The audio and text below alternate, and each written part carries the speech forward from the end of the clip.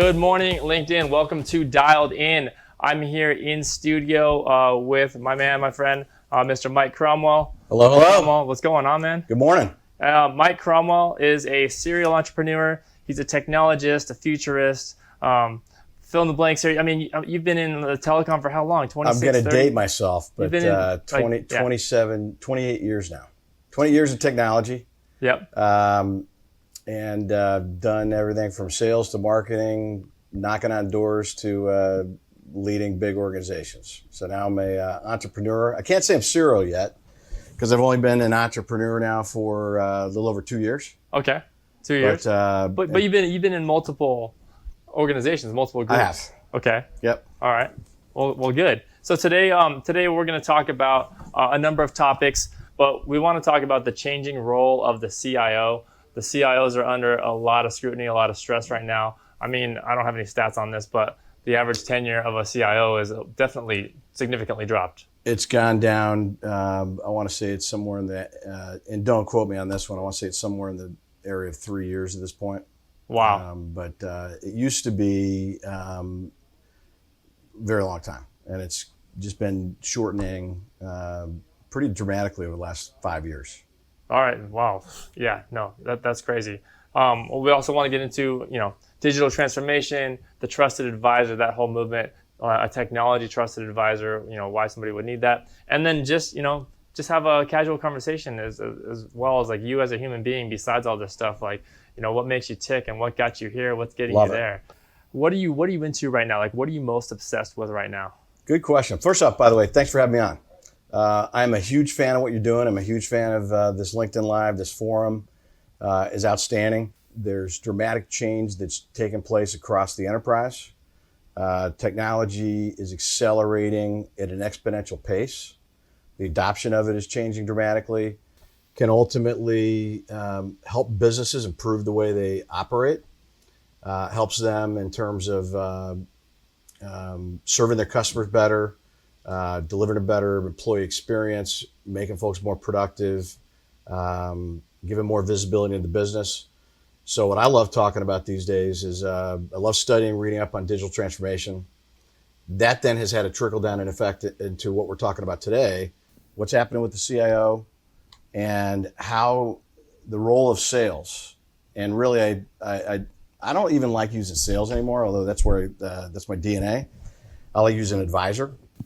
Because really that's what we do today, is that if you're in sales, in technology, you are an advisor if you're doing your job right. So those are the things I like to, I'm really passionate about on the business front. On a personal note, I've been really blessed over my career working for some great leaders, mentors, and I've learned a ton.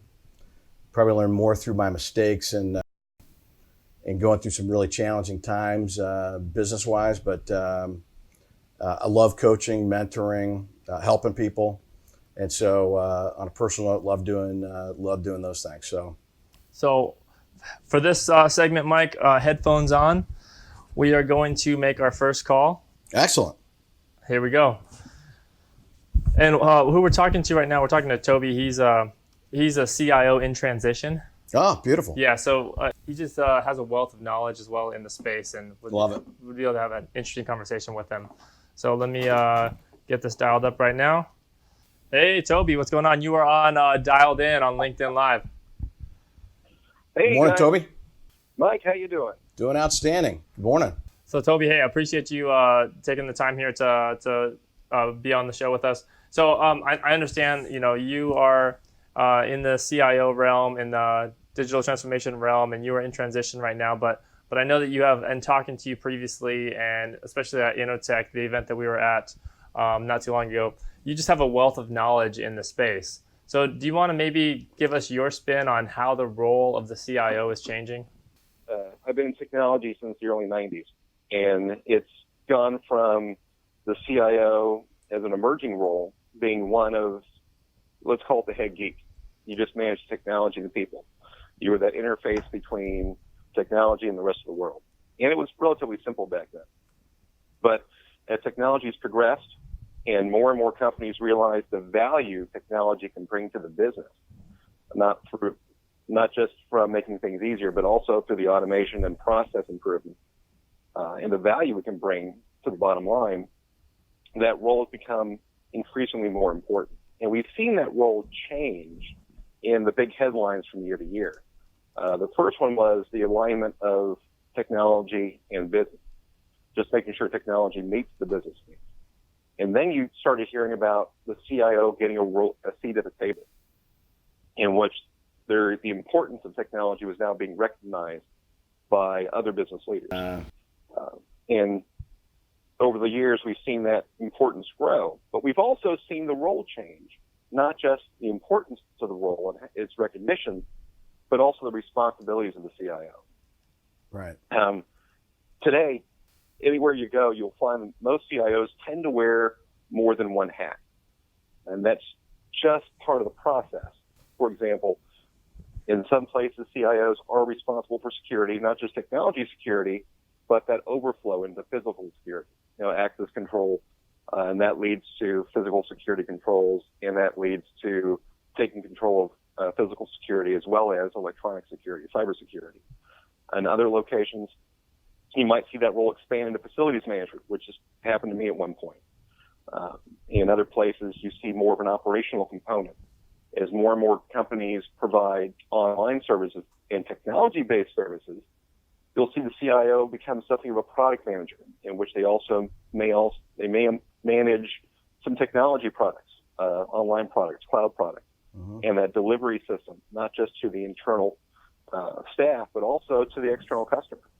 So you're seeing a big change in how the CIO role is evolving, not just from a technology standpoint, but from an operational standpoint. That's fascinating. It's boy, I tell you, it's great to have you on, because I'll put a disclaimer. I've never been in the role of a CIO.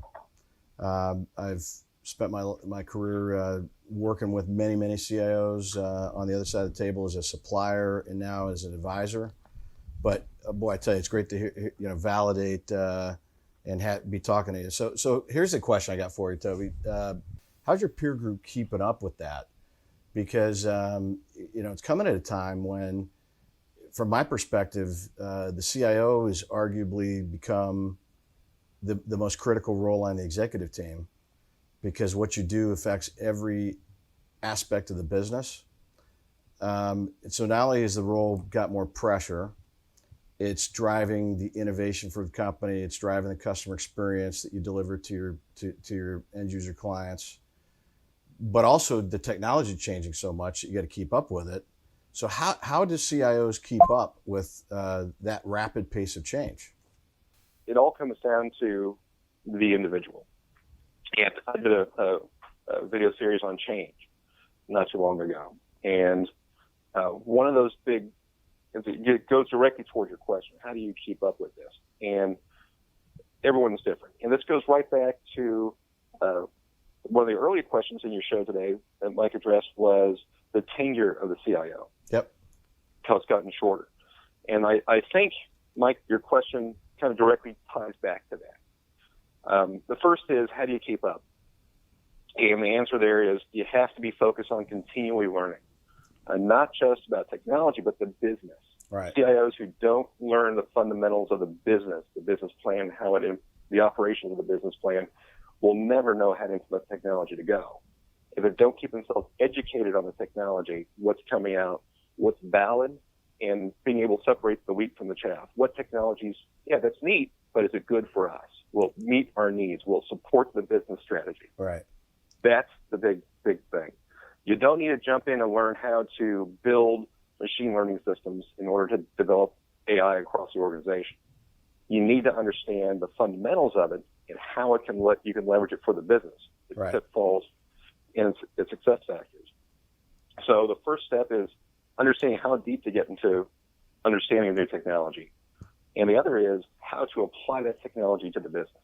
Yep. And to do that, you just have to be educated. So that means every day, I'm always looking out what's out there that I don't know about, I've never heard about, that's coming out, that's emerging. Right. Now, the high level, make a list, keep track of it. And then how do I expose myself to it? How do I learn more about it? And that comes down to networking, talking to people in my network who may have experience in it, who know about it, hidden conferences, going online. Right. The great thing today is everything's online. But Very that true. only takes you so far. Right. And one of the challenges of the CIO today is really a fundamental change. 20 years ago, you're the head geek. You can get to that role simply by being a good technology person and learning the swath of technology organization and becoming a leader in that organization. But that doesn't work anymore. Right.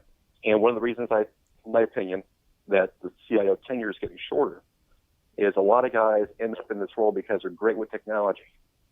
And they go in and they implement the latest and greatest stuff.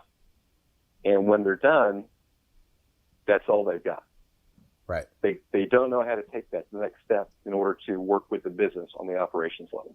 Boy, that brings up a really good point, Toby, because you said something right when you talked about the knowledge of the business plan, the company's business plan, and then being able to take the technology, develop, and operationalize that. Lately I've been doing a lot of advisory work for companies, helping them with starting at the very foundation of what's the business plan, who are your customers, what's the target market, go-to-market strategy, value proposition, what's the customer experience look like, et cetera. What I see a lot of is companies that, the days of operating in silos where the CIO was a little known member of the company who made sure all the systems work. You didn't know who that was until something went down. To now, the best business plans are highly interdependent. They're interlocked across each of the functions, and they're so highly interdependent upon each other. It's unlike anything we've ever seen. Because if you're the CIO, if you don't know your customers, and if you don't know what your distribution strategy is and how the automation needs to support your partners, and if you don't know what the finance group is doing and what kind of systems you need to support, you don't know where the data is and what kind of metrics are important to track. If you don't know the marketing strategy, you're not going to be successful as a CIO. So what are your thoughts on that front in terms of the role of the CIO? Is it really about leadership development in addition to continual skills development, technology development? Yeah. You're becoming a business leader in the truest sense of the form, because as well as a technology leader, focus on the future and where you are today.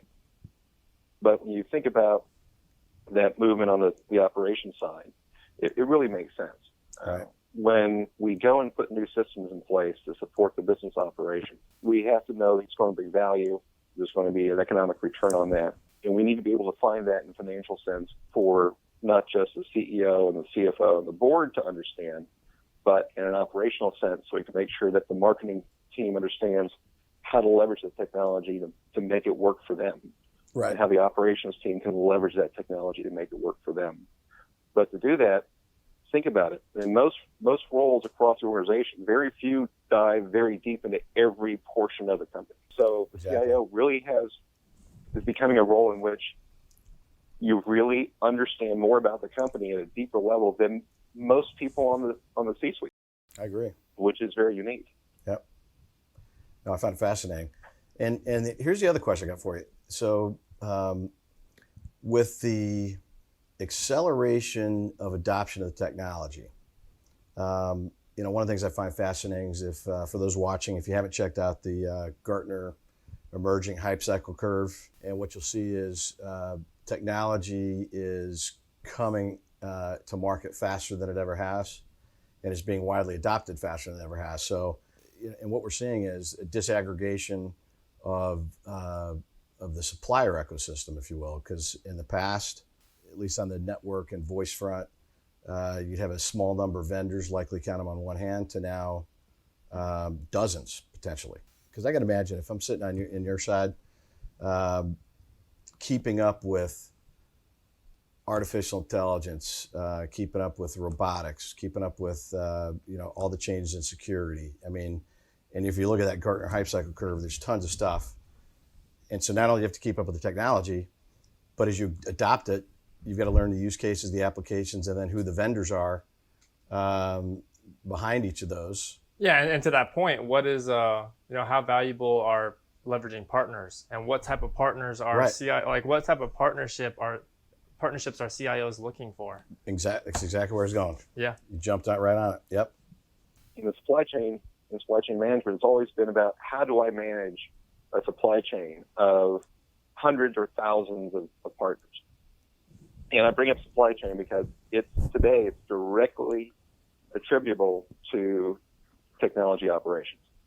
Because we're now talking about the movement of products and services through a digital supply chain that's managed by the CIO. In order to make that effective, you have to have a group of trusted partners that can help you understand that segment of technology. So if I'm talking about doing something with digital voice, someone, hey, I might even could just give Kyle a call. If I'm going to have some large effort, I might have a trusted VAR or two or three that can help bring different vendors together to help educate me and my team on what's going on. And sometimes it's just like, hey, I'll buy a cup of coffee, or Right. let's have lunch, or just bring in some pizza, sit down, let's get around the table and show me what's going on. Yep. So there are great ways not just to get some face time, but also leverage that additional knowledge, because you can't do everything yourself. And that's a big failure of a lot of CIOs, a lot of people everywhere anyway. And as you think can't about do some it of all the yourself. vendors, suppliers, partners that you've worked with in the past, and you think about the best of the best and the ones that you would never likely do business with again, as you think about the best suppliers, the best partners that you've worked with, what are the characteristics, traits, things that you look for that would lead you to wanting to do more with that partner or vendor? I've had work with partners who came in, they sold it, they had a good sell, and I give a lot of people a chance to see how they work with the organization. In the end, once they made a sale, they're gone. They didn't care until they had another quota they had to meet, and then I was important again. Yep. So that communication, that ongoing, it was just once a quarter, hey, just checking in. We haven't talked in a while. We have some new stuff you may want to know about. And always looking out for making sure I'm in the loop still. I'm still perceiving them as having value to them. Yep. And it sounds kind of cheesy, to be honest with you, but it really goes a long way in helping to reinforce that relationship. Right. Because if you can build trust with me, and when we execute, you can execute well. And we know there's going to be problems, especially on a bigger project, but we work together to get through them. That is the vendor I want to call again and again and again and again and again. It's the guy who shows up for a sale and then disappears until the next sale is needed, that I'm not going to build any trust with, and I'm not going to call back. If something goes awry, which, yeah, you're right. I've never seen anything in technology go flawless. I hate when people say plug and play, because nothing ever is. Nothing is plug and play. How disruptive is it to your team, or any CIO's team, when things get completely off the rails and you're dealing with a sales rep that sold the deal, went on to the next deal, they're tough to track down, and you feel like they don't have your back? How disruptive is that to your organization when that happens? Oh, it's immensely disruptive. Like you mentioned earlier, the pace of change is going so rapidly today. A hiccup isn't just a road bump anymore. A hiccup is more like a catastrophic event, because there's a domino effect with everything else going on. And a lot of organizations are still playing catch up. And so that means the technology team is working on a slew of projects inside the entire program in order to try and catch up so they can remain competitive. So if there's a hiccup and anywhere along that line, that domino chain just comes to a stop. And that's the point in which I'm not getting support. I will reach out to that guy who's been trying to sell me for a year, 6 months, whatever, and say, hey, I have a situation. Here's your chance. Can you help me? Right. So Heather Graham has a quick question for you. And I think this is huge. Agree. Should companies have both a CIO and a CISO, or should they only have one? And that's a highly controversial topic. I guess it all depends. But what are your thoughts on that? It's a great question because last year there was a good example. There was a huge hiring surge in CISOs. I mean, for every CIO, CTO, IT director position, there were 4 or 5 CISO positions posted. And security is coming on people's forefront. But the answer really is it depends. There has to be someone responsible for security.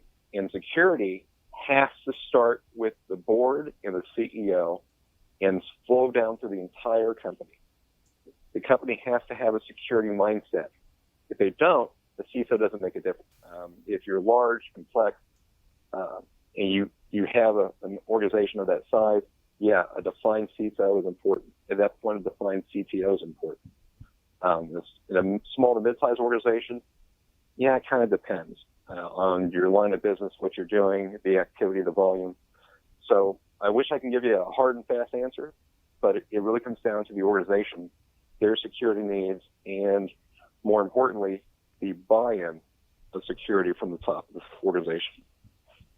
And as a CIO, where does security rank in the things that you're going to lose sleep over? Number 1. Yeah. I was anticipating that one. Yeah. How concerned should we be about a ransomware attack, and what's the likelihood that we're going to get attacked? And tell me if my answer was right, Toby. I said, as we speak, there's people trying to get into your network, and the likelihood of you getting attacked is 100%. It's just a matter of when. And you need to have the proper infrastructure, security, policies. Has to be a security culture. And would you say to that point that like the tools are great, right? I'm not saying you don't need them. I'm not trying to devalue the tools that you deploy, but it's more so about the team. Again, like, the tools are only as good as the people that are actually monitoring those tools and controlling the policies, right? So maybe that's an in-house team. Maybe that's like a managed security service provider. Maybe that's a mix of both, right? Would you agree with that? I'd agree with that. And an MSP is on the security side is I think a great evolution in the security role. Going back to the question about do you need a dedicated CISO? It depends. It really does. If you don't have the staff or the experience, you're not going to have the time to build a security team from scratch, going through an MSP is a great way to go. But you have to listen to it, and you have to have buy-in from the top. Not only that, but you mentioned the internal checks. You need to have audit. Everybody hates audit, but audit is one of the things that keeps you out of trouble. How can people best connect with you? Oh, LinkedIn, Toby Buckaloo. Did you start typing that out? There's only one of me. And Toby, make sure you connect with me on LinkedIn. And definitely want to get caught up after the call because this guy knows his stuff in a big way. So first time we talked, so great chatting with you, Toby. Glad we were on the phone.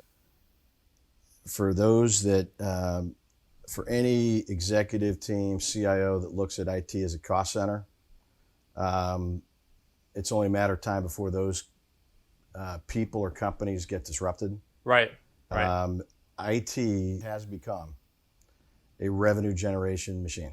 If you're in sales, there's never been a better time to, if you get really good business acumen, you understand how the business works and what problems the business is trying to address through technology. The business cases that technology will solve in terms of revenue you can generate, increase in productivity, risk mitigation, the price tag associated with those things is 100 times what the monthly recurring cost is of putting that technology in place. Business cases now are significantly easier to prove, and therefore, back to Guillermo's comment, it is absolutely not a cost center. Is there a budget? Yes, but as an executive leader and somebody's managed very large budgets, when you look at a budget and you look at incremental spend, and you can tie that to incremental revenue or reduction in OpEx, you'll take that bet all day long. So 100%, yeah, 100%. Appreciate that. No, let's pivot here real quick. let's talk about the much hyped, probably overly hyped, almost hoopla at this point, digital transformation, right? And how that ties into this whole conversation. And everyone seems to be chasing this digital transformation. I've seen multiple industries use that phrase, not just ours, right? I don't know where it started. I think it did start with the CIO somewhere. It'd be interesting to trace down like some of these marketing terms to their origin, Right. right? But I see marketing companies using digital transformation as like, oh, we're going to digitally transform your marketing. And then I saw an oil and gas company that they're doing digital transformation. I'm like, all right, well, like they're all preaching this to their customers. But really, it's super simple. It's just all about, having a customer-centric focus on the internet and everywhere else, right? What's the main component there? It's interesting. So you and I were at the Channel Partner Expo in Las Vegas, for those in the technology space, annual conference. And I had an epiphany moment talking to Andrew Pryfogle. I think it was the first time he made the statement, and it was like an aha moment. But it was customer experience is the driver of digital transformation. And I think he's spot on. And because if you think about it in this way, the customer being the end user customer being the partner, customer being internal business units, let's say, right? Right. Today, to me, digital transformation is about enabling the end user client with a best-in-class experience, which includes self-serve portals if you want them, applications that you can use from any device. Where if I want to manage my own solution, which for me personally I do, then I want all those tools, and I want to be able to have a user interface that's intuitive, easy to use, and so I think everybody's striving to create this really premium customer experience. Now, what does that mean as you pivot to partners? Partners want the same thing. If you're going to be supporting, if you're a trusted advisor and you're supporting somebody like Toby, then you want to work with a supplier that's got all the tools and automation in place to make your job easier, so that if you're managing an implementation example, you want to be able to see where you stand on the implementation all the way through the life cycle, from quote all the way to billing. And then here's where it makes a huge impact, is for a company internal, right? And you look at their supply chain, you look at their partners, because everybody's increasingly dependent upon partners today. Digital transformation to me means the automation of process. It means it's taking all of your workflows. You can automate damn near anything these days, but it's taking process, automating it, creating workflows that are that can be dynamically managed, and creating an ecosystem, if you will, across partners where transactions can happen, because your systems are integrated through APIs. And if Nirvana is you've automated the whole process, literally from identification of a prospect, a prospective client, through to quoting, ordering, contracting, delivery, implementation, lifecycle management support. If you can automate that whole entire process and give the customer the tools, then what happens is your efficiency as an organization literally improves 40, 50%. Your experience to your clients improves radically. So to me, digital transformation is all about automating, creating a better experience.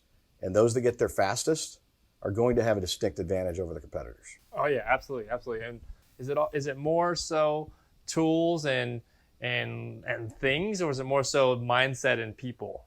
It's both. It's both. It's ultimately, the driver is people, right? And the experience. And what are the consequences of not digitally transforming, right? You go out of business. Go out of business, right? Kodak. I mean, there's a long list, by the way.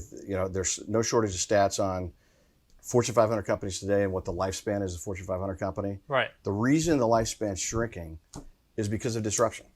So whenever there's a problem, by the way, if you've not followed, and I always butcher his last name, but Peter Diamandis talks about. I love him. He has a great podcast. I was at BroadSoft Connections Conference 3 years ago.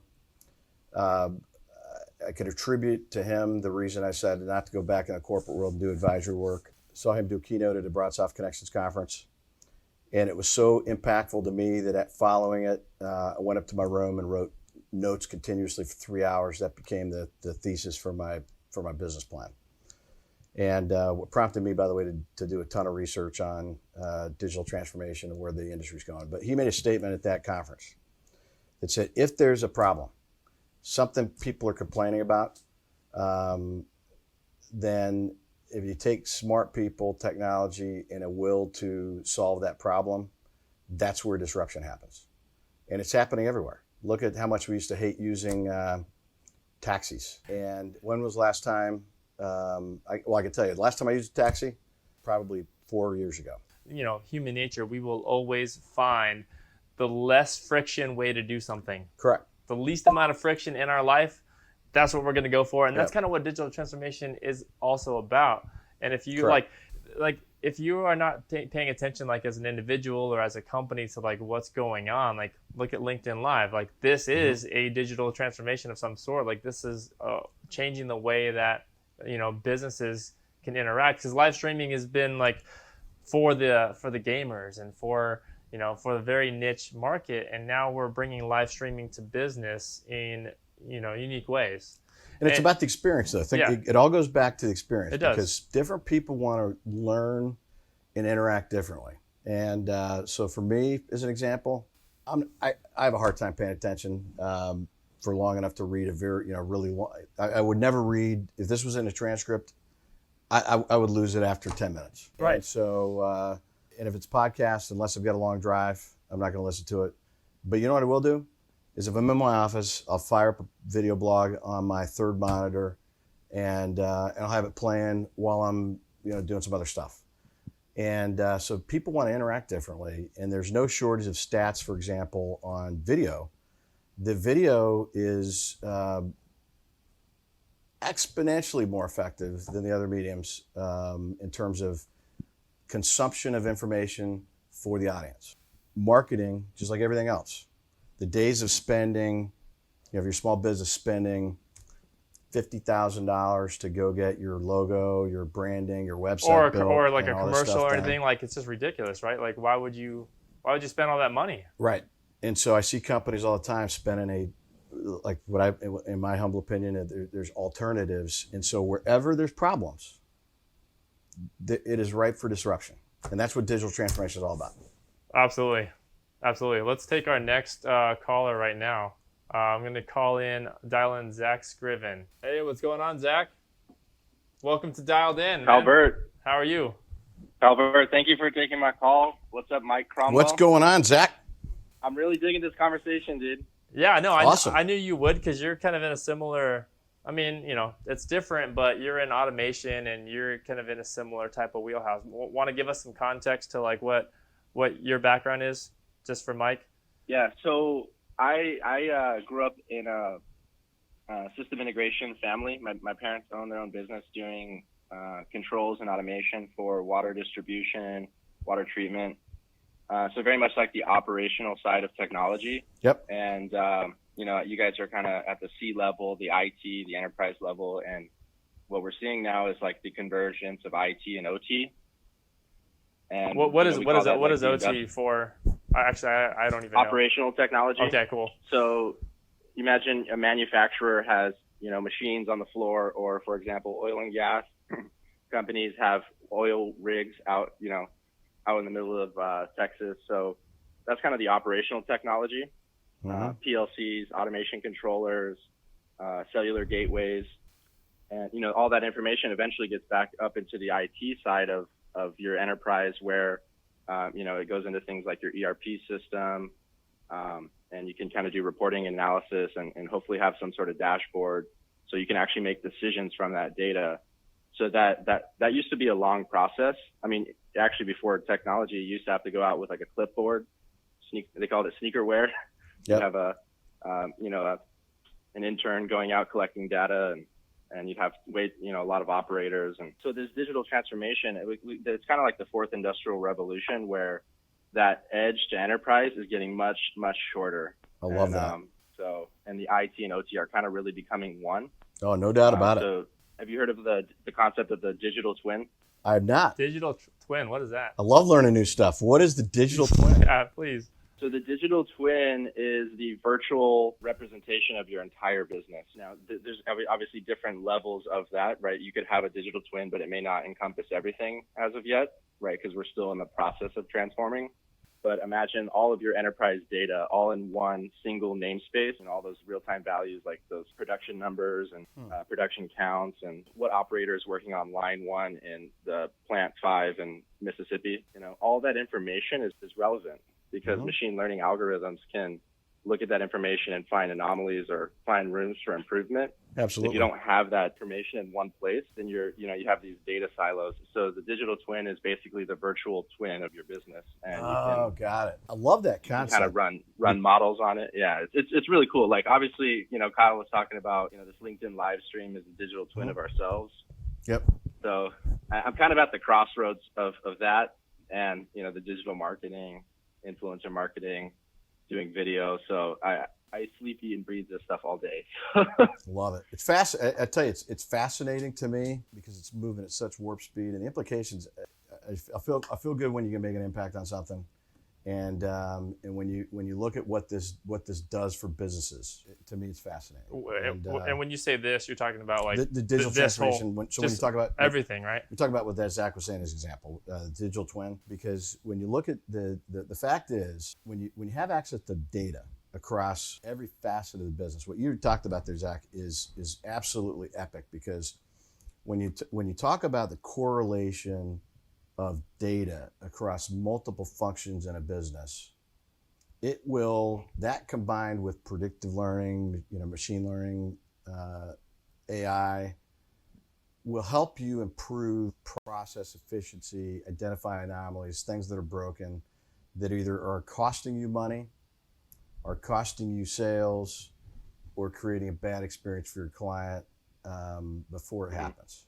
And to me, the data is all available. The ability to correlate those and for it to tell a story and to see behaviors over time. That's when you pull all that together. That's transformational. So one of my clients that I help do video marketing for, video production, and he's kind of become his own influencer in the space, is he's really all about IIoT, the industrial Internet of Things. Yep. And it's one of the key technologies in empowering that digital twin, because just connecting disparate systems manually on a large enterprise, you would need an army of engineers to do manual integration. You kind of need something that once you deploy it, you point it to your central broker, and the data just populates itself. It's driven from the edge. Love it. So Zach, so this has been a great conversation, man. Appreciate that. So just knowing the space that you're in, knowing the space that we're in, where do we all think this is headed? Like, are you ever we've done it. We've digitally transformed. We're good now, and here we are. We're digitally transformed. We did it early. We're 2019. Our company digitally transformed, and we're good. Do you think that is that scenario even possible? I think this period of just rapid change, disruption, technology adoption, I see this going for the foreseeable future, 3 to 5 years. Right. It used to be, for example, when VoIP first came out, from the time it first was in the market to the time it was being widely adopted, it was almost 15 years. Yeah. Right? Remember those first VoIP systems we sold? Yep. And so, but that window is shortening. And so now, the stuff that we're going to be talking about in 6 years, likely it hasn't even been developed yet. I mean, maybe it's an offshoot of what AR or VR is, but I'd say that it's kind of like in the upshoot of that Gartner hype cycle curve, and then then it becomes everybody's talking about things that are going to solve world hunger, then it crashes down because it doesn't do everything everybody expects, and then you figure out the use cases. Because I do a lot of work with some of the collaboration companies, they're working on that stuff now, and so to me, I'll bet you it's here in 5 years or less. Definitely. Mike, a lot of us would say, people watching or listening, maybe they're just kind of, just lurking. Maybe they haven't done any video, or, they look at guys like you and Kyle and myself like, oh man, those guys are at the leading edge. Like they're ahead of the game when it comes to digital transformation of self or marketing or communication, whatever whatever you want to call it. Digital I very much transformation of look the at it. self. That's a crazy talk right there. But sorry, keep going. It's, like when someone watches my video, they're not really looking at me. They're looking at my digital twin is the way I look at it. And also it's like, it's more scalable. It's one to many rather than one to one. I very much looked at it like, if I didn't do this now, I'm going to be behind in 7 years or, a few years. I'm going to be catching up. I don't even know if I'll be able to be viable in the marketplace and be able to provide for my family. So enterprises need to look at it the same way. If they're not scared now, if they're not paying attention, their business is going to be in serious trouble in a few years from now.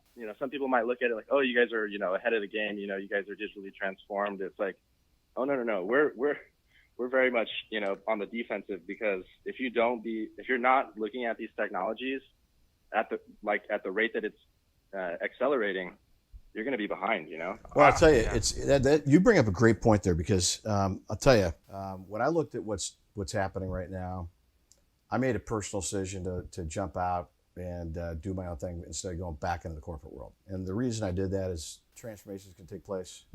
Never been a better time to be out on your own. If you've been an agent, channel partner, if you have not kept up with not only the technology, but the way selling has changed Where the attention's radically. Because I still see a lot of people selling solution sales, like, stuff that people were doing 10 years ago. You have to sell differently today. It doesn't work anymore, the old way of doing it. They're going to get some backlash for that, but that's okay. And things move so fast that today it's kind of like, if you don't keep up, to your point, Zach, it's like being at the beach and the tide goes way the hell out. You're out there picking up shells, and all of a sudden there's a tsunami coming in. By the time you realize it's coming in, it's too late to do anything about it.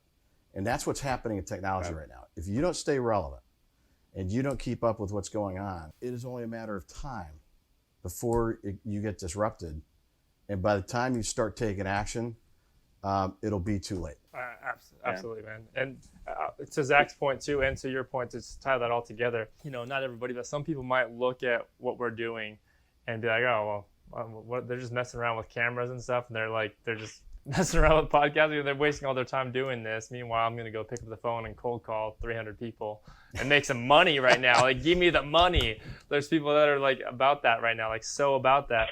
And meanwhile, what we're doing here, this is long-term brand equity. This is long-term just connecting with other human beings. And they haven't digitally transformed, as Zach would say, their self yet. They haven't changed their mindset into, hey, this is how we communicate now. This is where the attention is at in the world. And if you're doing anything in business, in any line of anything, like you're trying to raise money for a charity, you're trying to do this or for that, it first starts with the attention. And if you don't have my attention, then how am I going to know about the thing that you want me to know about? Yep, 100% agreed.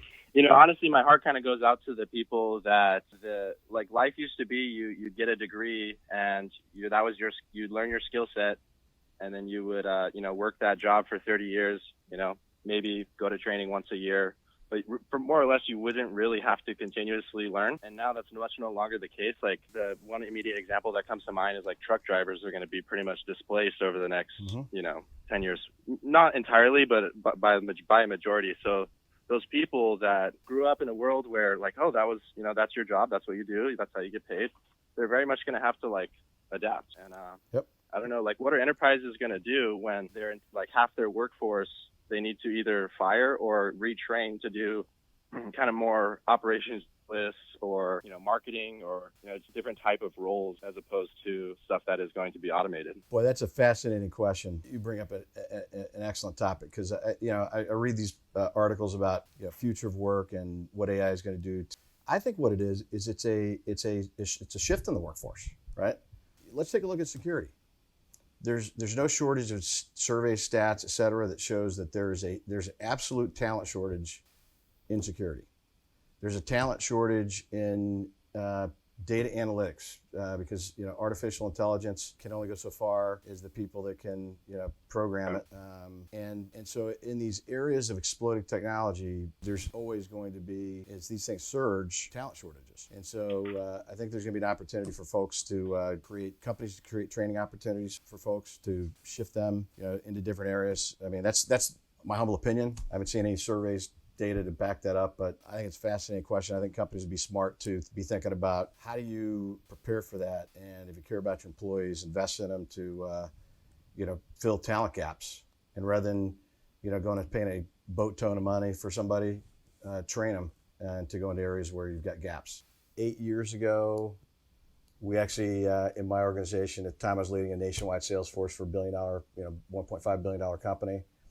And I was one of the early users of LinkedIn, saw the opportunity with it. And we trained our whole nationwide sales force on using LinkedIn as a powerful tool, developing the right kind of content. Because if your marketing organization is developing a bunch of content that's talking about your product, talking about your technology and how cool it is and what your products will do, you need to raise your hand with your marketing folks and tell them to get their heads screwed on straight.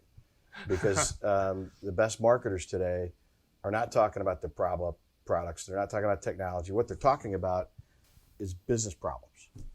And they're talking about educational content that will help folks like Toby, who was on the call earlier, learn about problems he's trying to solve, right? That's what the content should do. And if you push that kind of stuff out through social media and you're talking about it in forums like this, view it as an educational opportunity, because that is now the first step of selling. I mean, that just goes back to everybody says it, right? Like, give value. A lot of people try to charge for their value. They try to charge for it, and there's a whole business model there too that exists in all this. But giving the value up front of like, hey, this is what SD-WAN is, right? Mm-hmm. And that's what kept me doing videos. I started off doing like SD-WAN videos, and I was at a time when there wasn't a lot of stuff on SD-WAN. Right. Like, what the hell is SD-WAN, Kyle? Software-defined wide area networking, and why is this so huge? And that's how companies need to go about thinking about it. Like, okay, maybe your company does SD-WAN, right? Great, get in line with all the other companies that do it. But what you could do is create content or push out content that, all right, well, this is what we see happening in SD-WAN, and this is how it works, and this is very kind of almost agnostic instead of like. But if you preface all of that with, buy our SD-WAN here, click this link right now and jump on our webinar to buy this SD-WAN, like, then it will just almost sometimes can negate everything you just said. Oh, I 100% agree, because the best content marketing is one where you're talking about problems that the client's trying to educate themselves on. And by the way, use marketing technology to say, hey, if a potential buyer is reading this kind of content, then logically the next thing they might want to read is this, and then the next thing they might want to read is this, and the next thing you might want to read is this, right? Take them through a journey. If everybody's heard about the buyer's journey. The buyer's journey starts with problem. Got a problem to solve, then I need to educate myself about it, create awareness, link to the use cases, and it's a process, right? So the best companies are not talking about, hey, read this cool article, and then, by the way, here, buy our product. No, it's, if you like this article, check this one out, or check out this ebook, check out this white paper, check out this video. The best marketing will lead the prospective buyer to your product. And it's not, to your point, it's not, hey, give me your email address, I'm going to give you this ebook. I mean, that has worked. That has worked for so long. I'm not saying it doesn't work. It probably still works. You really want to, like you said, lead them customer-centric, very customer-centric, and all about the experience. Like, lead them down the path of what it looks like. Bingo. Right? Lead them down that path all the way, not just, here's an ebook on what the whole landscape looks like. Here, hope you enjoy it. But there should be a fully developed process, a journey, a customer journey that you take people through. And I'll give you an example. There's a company out there for anybody who's in marketing automation or needs a marketing automation platform. You've heard of Marketo, HubSpot. So I was in the market for a company I own for a marketing automation platform 6-7 months ago, and downloaded a marketing automation playbook. So long story short, keep going. I finally got to the point where they said, hey, click here for demo. Yeah. And I clicked for the demo. And what rocked my freaking world was when he said, look at what you've done over the last 6 months. And I'm like, holy shit, that was your content. And you guys, and so it just went one after the, I didn't know who it was till the fourth piece of content. Wow. And because their content resonated with me big time. It just was seamless. And then literally got to be a point where I got educated enough to say, hell yeah, I want to see a demo. Yeah. And then get on the phone with the sales guy And I'm like, man, this he's walking me through the online, pulls up my profile, shows my interaction with their content. Wow. Which at the time I didn't know that was their You content. didn't even know. Hey, we have Anthony on the line. Anthony, what's going on, man? So, Mike, Anthony is he's deep in cloud. He's part of the Linux Academy. I think I'm getting this right. Correct me if I'm butchering anything. But he right. is he's just out there like helping people develop, helping people learn about developing in cloud technologies. Oh, love it. Yeah. So a perfect conversation to take us further into digital transformation with cloud and what's happening there. I wanted to know, when it comes to digital transformation, specifically when it comes to DevOps, how do you see the culture changing when it comes to stuff like continuous learning, psychological safety, quality of work, and how does that trickle from the top down with C-level executives being the champions? Because right now I see DevOps, people see it as simply an automation strategy as opposed to following all the actual pillars of DevOps. So the culture, automation, lean, monitoring, and sharing. I'll tell you, it's if I'm a CEO today and I've got a DevOps organization, there's a couple things I'm doing. One is I am sure as hell going to make sure that they're up to speed on what's going on in every facet of the business, and also that I'm investing in them in terms of their ongoing skills development, not only in what's going on with technology, but I think it's critical that to Toby's point on the call earlier today, the DevOps, if they're building applications for internal use, then they need to know how the applications are being used and what the experience looks like. And same goes for customers, partners, you name it. And so I'm trying to build an incredible culture with those folks because you don't want turnover. You want to continue to invest in them, to continue to because folks, I don't know too many folks that don't want to continuously learn and continually develop. So I'd be focusing on developing their skills, but also increasing their awareness of what's going on in the business.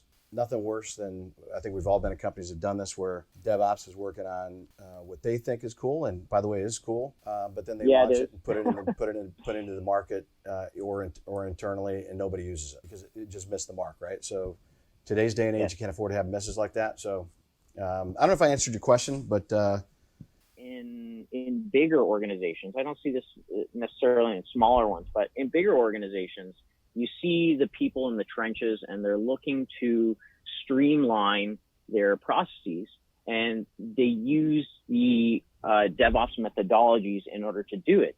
And so this actually trickles up as opposed to having a C-level executive champion it and trickle down.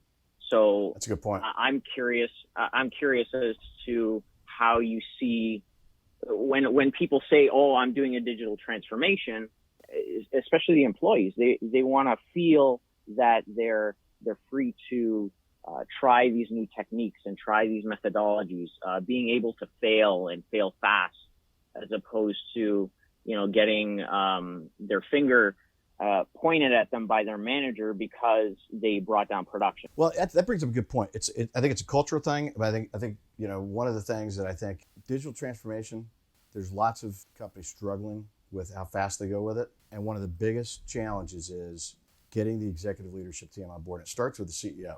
If the CEO is not on board and not the lead evangelist for these programs, then they're going to have a hard time getting the rest of the executive team in sync. And then you're back to the days where DevOps is operating in silo.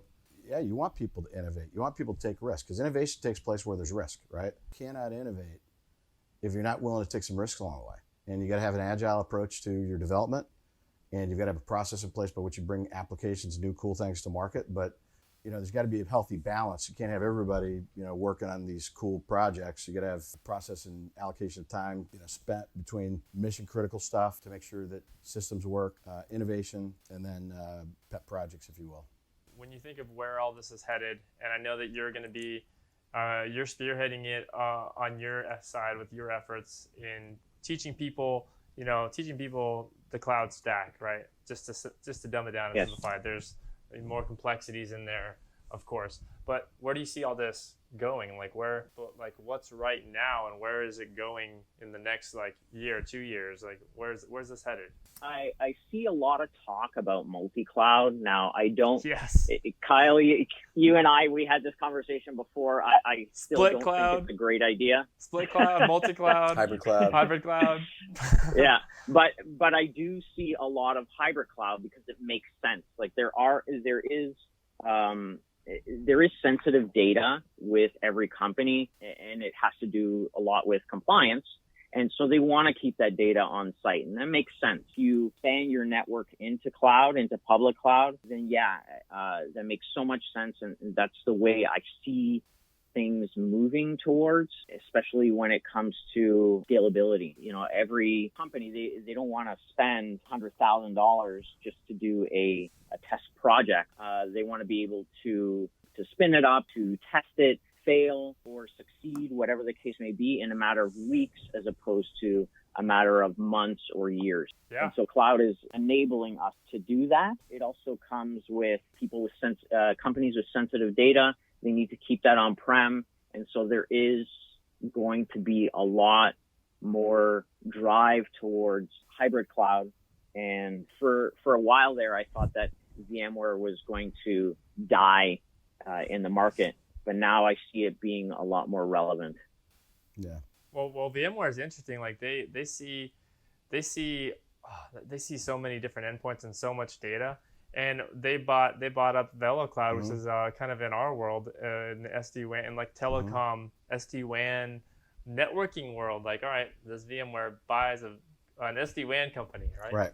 So Yep. they're an interesting beast as well. No doubt. But yeah, no, I completely agree with you. The more emphasis on hybrid cloud. I think hybrid cloud does get it done. You can't ignore public cloud. I would even go as far as saying companies could benefit from having even like a half rack inside of Equinix, because Equinix data centers, I mean, that's kind of where it's at. That's how you get to the cloud quickly. Right. That's where it's the data fabric, the data highway across the entire globe right now is basically, right. Equinix basically has us by the balls there. Yep. So it benefits every enterprise. Like if you don't have a half rack inside of Equinix, how are you getting there faster? How are you getting to Azure, Google, GCP, and AWS? Time to deploy, it's milliseconds. Yep. Agreed.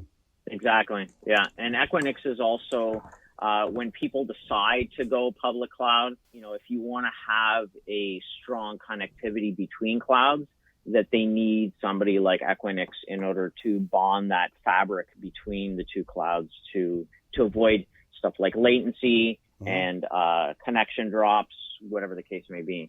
I got a question for you. This coming from Heather Graham. Is DevOps something you recommend kids learn early? My kid's 24, or 25 now, so he's not going to learn it that early. But do you recommend folks? Who do you recommend learning code? Number one, and then second part would be what language do you recommend? I want to make it clear that DevOps is a methodology, and it is of a specific mindset. But when it comes to applying DevOps, as you said, learning code and what language you would use, I would definitely recommend learning the Linux operating system, knowing it inside and out. That is the future. I even see Microsoft moving more towards Linux, so that's going to be really... Wait, you're saying Linux is the future? Well, if you look at the Windows operating system, they're now putting Bash shell into the operating system, so you're able to code in Bash within Windows. And I'm not challenging you, by the way. I'm just like, you just like triggered something. I was just super fascinated by what you said there. I'm not challenging you because I don't know. The answer is I don't know. I don't know any different. But yeah, continue. And yes, Matt Reed brought up a valid point, is that Python is becoming really prevalent in the market. I'm personally not a big coder. I started off in infrastructure, but when I did start to code a little bit, I did move into Python, as well as learning Bash scripting, which is extremely helpful to do small tasks. But yeah, when it comes to DevOps, definitely Linux, definitely Python. I see a huge serverless movement. So code is going to be a big part of that. And if you don't know how to code, then you won't be able to use those functions, and you're just going to be stuck behind the game, copying code from somebody else, which is not bad in most cases, but trying to be a thought leader in the market, your company, then you need to know how to code. Now, at what age do I recommend kids learning code? I think that we need to put kids into that mindset of having to code, thinking logically on how they're going to solve problems. And I think that's the first step. But when they're old enough to start understanding how to solve those problems and thinking logically, then I would recommend, doing something like a camp, some sort of camp, just to understand the basics of coding. Because a lot of times, kids may not enjoy it, and that's okay. But as long as they are exposed to it and they know about it, then yes, it could be as early as, like, I want to say 10 years old. Before I got into IT, I was in fashion, and I learned how to sew when I was 10. So I think that's a perfect age for somebody to learn to start coding. Matt Reed says yes, bash. And then what advice would you give to folks that that ship has sailed? They're now in their 20s. They're in the workforce. Ship has never sailed. They're in the workforce. Ship has never sailed. How do they learn if they're in the workforce now while they've got a day job? How would you recommend they learn? So you can either do it one of two ways. And you can either do it by spending all the extra time you have. So the time that you're watching Netflix, you need to cut it out. The time that you're spending traveling, you should be either listening to things that can improve your learning, or if you travel on transit, which I used to do a lot, I used to spend an hour each way watching Linux Academy videos and learning how to cloud and learning about certifications or whatever the case may be. So it's about taking the time that you have and using it to your advantage. Or you can always approach your employer and say, hey, listen, I want to take my lunch hour and I want to be able to code, or even create some sort of group within your organization saying, hey, I'm looking to learn this, and chances are there's a few other people that want to learn the same thing that you are. Yeah. And so it's great to do it in numbers. Great advice. Man, that's great advice. And that's the thing, is that I see coding as a lot of it is going to be abstracted. So we see a lot of abstraction in our infrastructure currently. Well, I see the future as part of our coding is going to be abstracted as well. So I think that can you break that down when you say abstractive? So when you look at stuff like that cloud providers provide, when they provide you with a server, so you no longer have to take care of the networking, you don't have to take care of the physical machine, the failures, any of that is all taken care of by the cloud provider, right? So now when you're looking at coding, it's kind of a different methodology, the way you look at it, but you can apply the same concepts. So a lot of the logic can be taken care of by underlying code, and now you don't need to actually learn a language. It evolves into its own language of its own, or using either APIs or GUIs. You can just say, I want this to do this when it's triggered by this. Wow. Did you see the Apple keynote the other day and the part about Swift? Yes. And what did you think about that? Because it just plays into exactly what you just said. Yeah. So I see it coming, and it's going to be relevant probably, I want to say, within the next couple of years. I'm pushing more towards 2 years, maybe 3. But it is going to start trickling into the market. I mean, you're just starting to see it, but it's going to become more of a mainstream thing. Like I said, with cloud providers abstracting the infrastructure, you're going to see coding going the same way. So never stop learning. Continuously learn. When you stop learning, you become stagnant and you stop growing and you will become irrelevant. I'm sorry to say it, but it's the harsh truth. Well, hey, man, I appreciate you, man. As always, you're a long-time listener and a long-time caller, Yes. So I appreciate it, man. Yeah, thanks. Great chatting with you. Well, here's the last piece of advice I'll give to folks is I agree with Anthony. You'll have to be learning. If you don't continuously learn, you're going to obsolete yourself. I have been for, 5-10 years wanting to write a book, write blogs. Oh, man. Here we go. Do video, right? And so my video guy here, who I've been working with for how long, Chris? Now 4 or 5 years. He became available in the market, and I said, Chris, you got to come to work for me because you know what? I figured if I hire somebody to do my video, it's going to force me to get into doing my video blog that I've always been wanting to do. I love that. Yeah. And so I said, just make the jump, and because the thinking is writing.